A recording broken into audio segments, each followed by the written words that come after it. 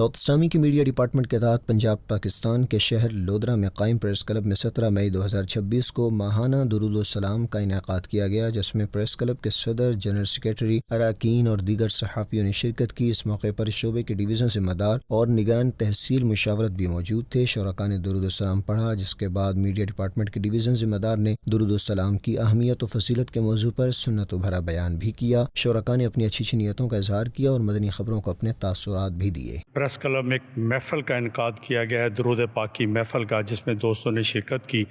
ماشاءاللہ بہت مزہ آیا، بہت سرور آیا، اور اس طرح کی محفلیں اگر ہوتی رہیں تو ہماری آخرت بھی سنور سکتی ہے اور دوست احباب کے لیے جہاں جو ہے وہ فائدہ مند بھی ہے۔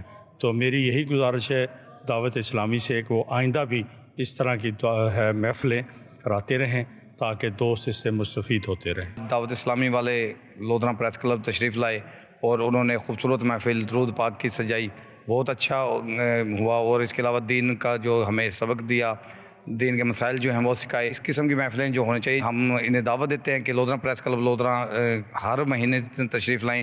کثیر تعداد میں یہاں پہ صحافیوں نے شرکت کی۔